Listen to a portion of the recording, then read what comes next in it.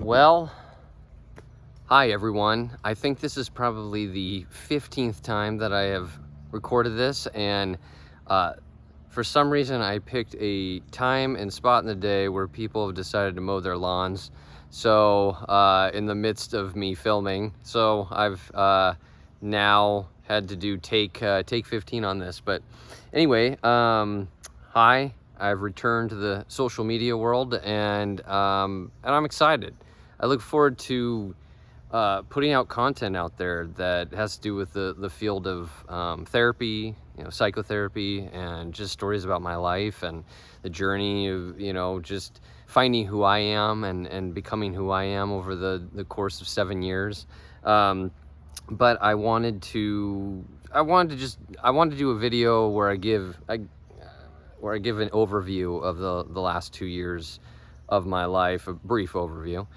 And yeah, because a lot has happened, and a lot has factored into the changes that have taken place in me.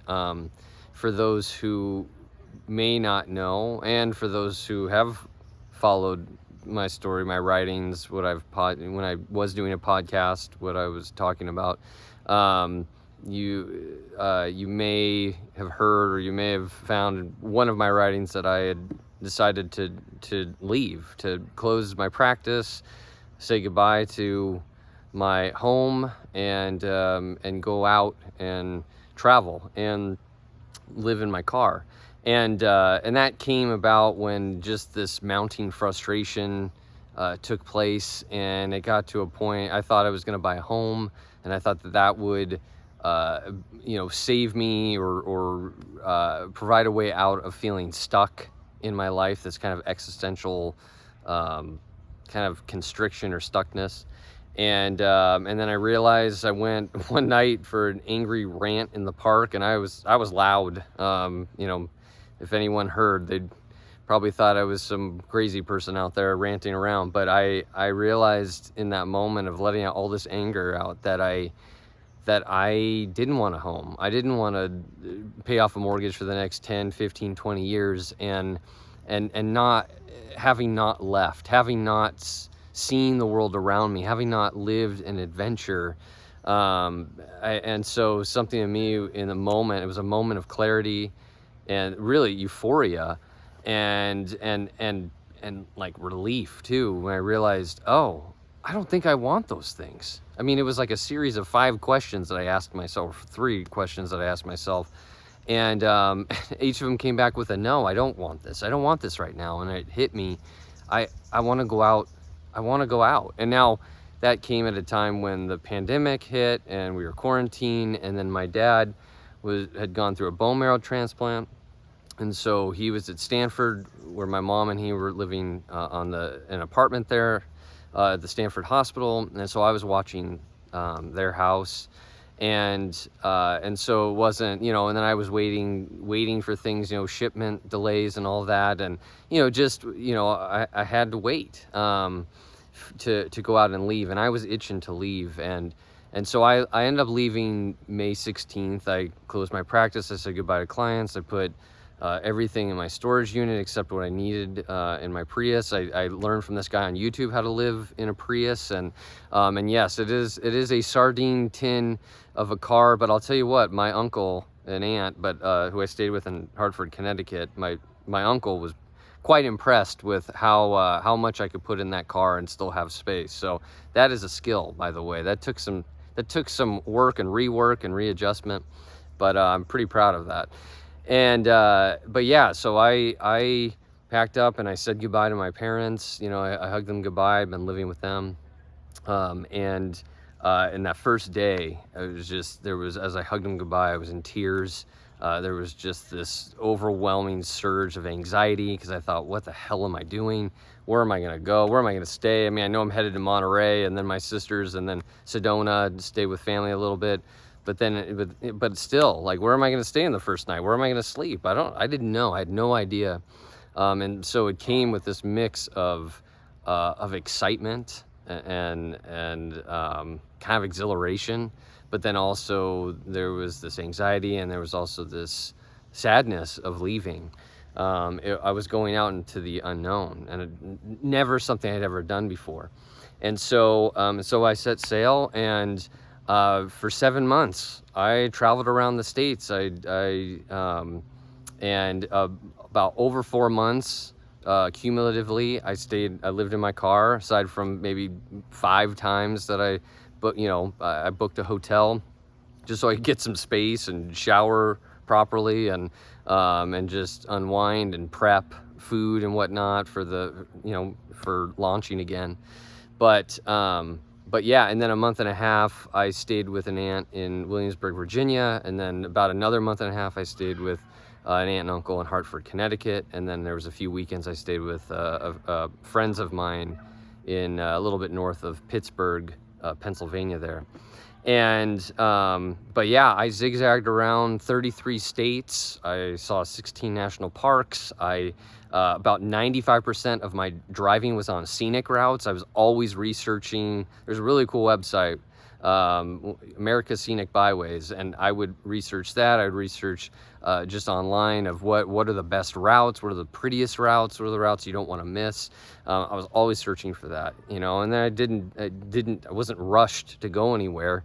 I could take my time, and for me, just being outdoors and seeing and driving and seeing what I saw was just that marriage of the two was, I mean, there's no words for it. It was wonderful. But yeah, I spent a lot of time outdoors. That's where I really thrive. And then, I would go see cities, but they were overwhelmingly big at times, and I'd find myself just not really connecting, not feeling kind of a place there. But I would see a lot of small towns, a lot of little small cities, and which I did enjoy those. Yeah, I went all the way up to the border of Canada and Maine. I hoped to get into Canada, but they had some strict borders there. And then I went to all the way down to the border of Texas and Mexico on my way back to California. I brought a bunch of camping stuff, but I didn't camp because I liked, it was enough work living in my car and operating that way. But I'd find free land, Bureau land management. I had an app that also helped me find campsites or areas to park to stay overnight. I did stealth camping, which is, it's a fancy word, but basically it's just pulling up in a parking lot at 10 o'clock at night, and or at a hotel parking lot or a neighborhood, 10 o'clock at night, kind of slipping into a parking space or around someone, the corner of someone's house, and then being out at like 6 in the morning, just to avoid, someone knocking on your window and saying, get out of here. Of course my car did stand out with the roof box and vinyl tinting on the windows, but for the most part navigated it pretty well. And I learned to be really resourceful. I learned how to shower covertly and, cook in the back of my car, outside my car, and among other things, maintaining hygiene, all of that, bathroom stuff. It was a whole experience. And sometimes it was really exciting and fun, and there were other times where I just got tired of it all, and it was hard. There was definitely some breakdown moments of and calling friends and saying, what the hell am I doing? But yeah, I saw, the landscape is so diverse around the states and so incredible. I saw deserts and alpine regions and Arctic-like regions. I think that was the description of it, like in West Virginia of all places, like kind of Arctic growth around there. Oceans, lakes, rivers. I braved southern storms, which are incredibly intense. You have to slow down to like 5 miles an hour because the deluge obscures your vision and kind of throws you off course. So much lightning. I've never seen that much lightning, whether it's in the south or gorgeous lightning bolts, up in the northern part of Utah, just over mountain tops. And oh man, it was just phenomenal. I definitely saw my fair share of creatures, bears and elk and moose and fox, and but I also had some interactions with creatures like mosquitoes that decided to take shelter in my car, about 30, 40 of them, that I had to destroy in order to sleep at night. I thought I'd get them all, and then I hear a buzzing, and I'm like, damn it. And then in the forest of New Mexico, which, yes, New Mexico has forests, and there was snow on the ground. There was a forest mouse that decided, I watched it. It ran under my car, and it decided to hop into my engine and live behind my glove compartment for a few days, building its own little housing complex. And kept me up at night with all its scratching and gnawing and its construction work. And then it would run around messing with food in my car and wrappers, and then it would leave droppings everywhere, and I would scream at it, wherever it was. I'd scream at it and tell it to shut up, and thinking that would solve the problem. And you get scared, even that first night when I heard, I went for a drive in the middle of the night, hoping it would that would shake it out of my car, and nope, that sucker just hung on. And 3 days later, I was stayed in a hotel, laid down sticky traps, and I was able to catch the guy and destroy it. Went paddleboarding, and stayed at my cousin's beach house and went paddleboarding in the ocean there, Virginia Beach, and dolphin, as the sun was setting, and dolphins were swimming around me. Just really, really cool. I got a flat tire driving out in the Deliverance area of New Mexico, thinking I could four-wheel my Prius across a rocky country road, and sure enough, a sharp rock went right in my tire, and I had to take everything out and get the spare and change it and go get new tires. And then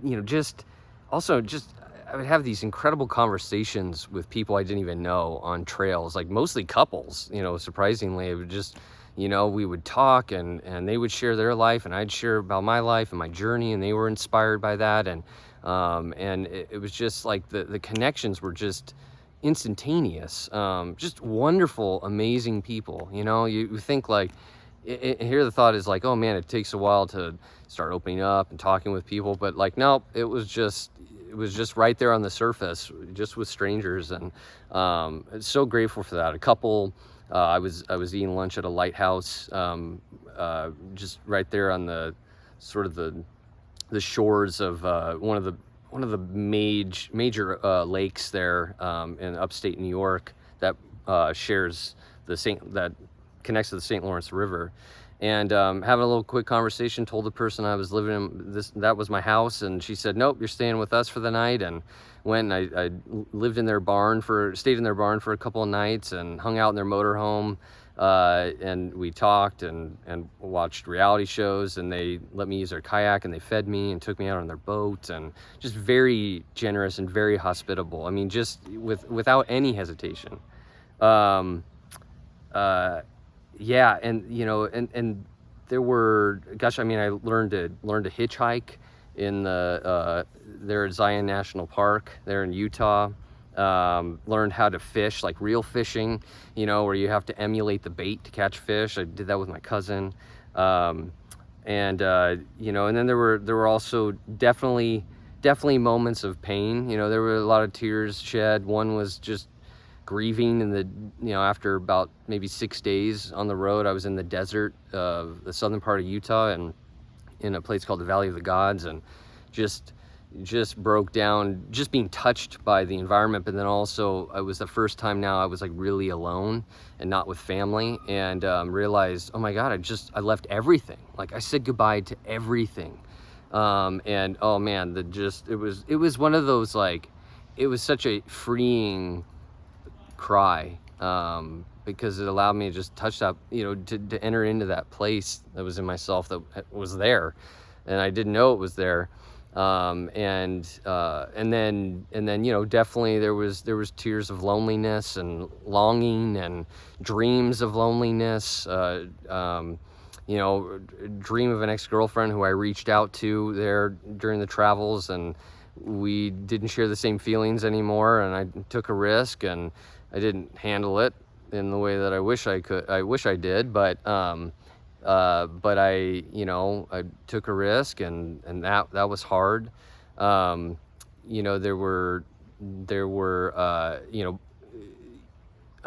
and I think even in my travels, there was just this, I think some of the pain was wondering, do I matter to people? You know, do I matter? And I would have, I mean, I would say all of it's spiritual, you know, nothing's categorized like this is spiritual and this isn't, you know, so all of it's spiritual, but there were definitely some of those moments, profound moments where, whoa, there's something bigger than me here. And I know that, you know, I used to say God, and many might say God, but I don't use that language anymore, but I would say that whatever's bigger than me and beyond me that's loving, definitely I was seen in some moments, like a stranger just out of the blue asking me if I was okay, and one of the peak moments of feeling so painfully alone. And he asked me twice.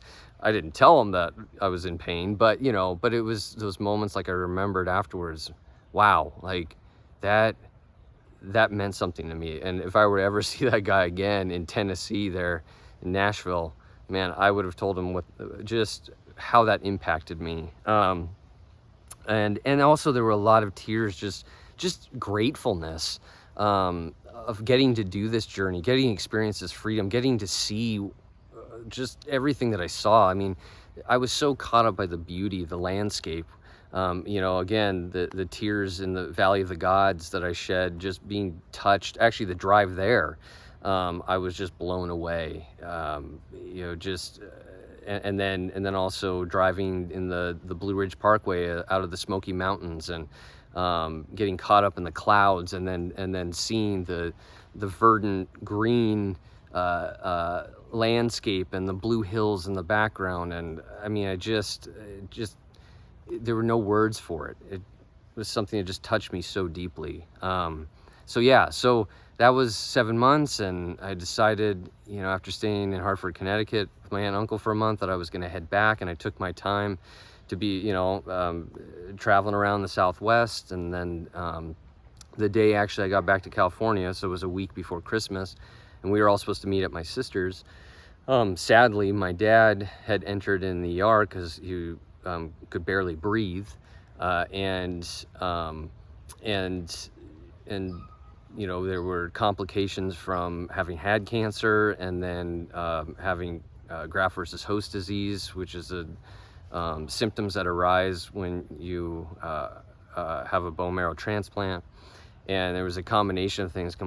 It was complex, but the complications led to this. And then 3 weeks later, we watched my dad pass away, and my sister, my mom, and I, we were in the hospital there, and made a decision, sadly, you know, heartbreakingly, to take my dad off the vent, because he wasn't gonna come back. He wasn't on the mend at all. And so we watched him pass away, and that was devastating, and still is. And then afterwards, it was my mom and me. We were living together, and you know, she was trying to figure out life, and it was more survival, just getting everything in order, and finances and all that. And I mean, she was amazing, just in her resilience and trying to put things together for herself. But you know, we were a team dealing with my dad's belongings, and he had a lot of belongings in a storage unit, and so we worked that out, and I was driven to get that stuff taken care of. Even if she had those rest days, I was a workhorse. I was driven. I wanted to tackle a lot of this stuff, and then, you know, we worked out the complications and the unfinished stuff between us and our relationship, and repaired that. And then I moved out, and it was the first time that I really moved out and lived with people, aside from a couple years in college. You know, it was another step of growing up. And then maybe about, you know, just, I don't know, just shy of a year, I was wandering around Roseville, not sure, enjoying my freedom. I decided to write a book. Or try to write a book. I wrote over 150 pages, and I mean, I was just very thorough about my life, my experiences, and then I fell into a depression, and I lost all interest in writing. And so I decided to, there's a little bug. And so I gave up on that. And then what popped me out of the depression was I turned into a beginner handyman, and you know, the dozens of trips to Home Depot, and you know, learning how to fix things and repair things at my mom's house, and that really helped me just recover from that depression. And but then that worn its welcome, and then you know, that worn out, and then I thought, well, now what? Like, what am I doing in my life? I don't know where I'm going. You know, and it was this sort of conflict in myself of enjoying the freedom and not wanting to do much and just go about my day doing whatever I wanted, but then also just feeling like, man, there's no meaning in this. You know, what do I do? It was a double-edged sword. Like, you know, I'm not doing something that also brings meaning, that maybe brings something to the world in some way. And then it was back in February that then I decided to open my practice again. And that, the realization of that brought this gust of excitement. And I realized this is what matters to me, is connecting with people in a deep way and having these serious conversations. But walking with people and guiding them, being honest with them in a way that allows them to find who they are, to experience freedom from judgment, from fear, and to experience life just openly and fully and excitedly. And like, man, what a role, what a position to take on. And I love that. And so for 4 months now, or actually 5 months, my practice has been open, and I've come back different. I engage with clients differently. I mean, the 7 years of change, the 7 months of going out into the world and taking risks, that is etched in me, and all of that has been a work and really transforming me into who I am, and operating from that solid place within myself. And there's really, to me, there's nothing greater than that, to be solid within myself and to connect from that place. So yeah, so that's where I'm at. I'll be sharing a lot more, not this long a video, but I'll be sharing things just within the field of therapy. I hope that it helps. I hope that it reaches some of you. I hope that it makes an impact and it resonates. I'm excited about it. So thanks for watching or listening, and you'll be seeing me around. Take care.